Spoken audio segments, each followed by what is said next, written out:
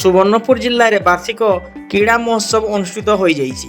765 ଖେଳାଳିଙ୍କୁ ନେଇ 2 ଦିନିଆ କ୍ରୀଡ଼ା ଉତ୍ସବ ସୁବର୍ଣ୍ଣପୁର ଜିଲ୍ଲା କ୍ରୀଡ଼ା ସଂଘ ତରଫରୁ ଗାନ୍ଧୀ ଷ୍ଟାଡିୟମଠାରେ ଅନୁଷ୍ଠିତ ହୋଇଯାଇଛି। ଜିଲ୍ଲା କ୍ରୀଡ଼ା ସଂଘର ସଭାପତି ତଥା ସୁବର୍ଣ୍ଣପୁର ଜିଲ୍ଲାପାଳ ଡକ୍ଟର ନୂରପରାଜ ସାହୁ ମୁଖ୍ୟ ଅତିଥି ଭାବେ ଯୋଗଦେଇ ଏହି କ୍ରୀଡ଼ା ଉତ୍ସବକୁ ଉଦ୍ଘାଟନ କରିଥିଲେ।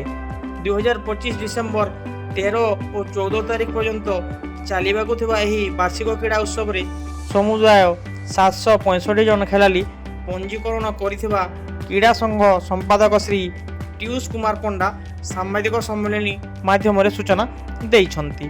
ଉଦ୍ଘାଟନୀ କାର୍ଯ୍ୟକ୍ରମରେ ଡକ୍ଟର ନୂରପରାଜ ସାହୁ ସମେତ ଜିଲ୍ଲା ଆରକ୍ଷୀ ଅଧୀକ୍ଷକ ଶ୍ରୀ ନାରାୟଣ ନାୟକ ସମ୍ମାନିତ ଅତିଥି ଭାବେ ଉପସ୍ଥିତ ଥିଲେ।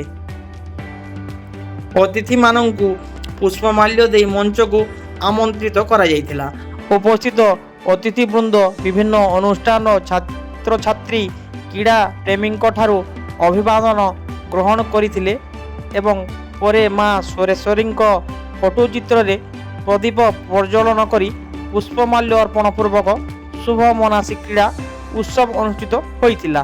ବିଭିନ୍ନ ବର୍ଗରୁ ଆସିଥିବା ବାଳକ ବାଳିକା ତଥା ପୁରୁଷ ମହିଳା ଖେଳାଳି ଉଚ୍ଚ ଡିଆଁ, ଲମ୍ବ ଡିଆଁ, ସର୍ଟପୁଟ, ଜେଭଲିନ୍ ଥ୍ରୋ, 400 ମିଟର ଦୌଡ଼, 800 ମିଟର ଦୌଡ଼ରେ ଭାଗ ନେଇ ପୁରସ୍କୃତ ହେବା ସହିତ ଅନେକ କୃତକାର୍ଯ୍ୟ ଖେଳାଳିଙ୍କୁ ମେଡାଲ ଦେଇଥିବା ଦେଖିବାକୁ ମିଳିଥିଲା।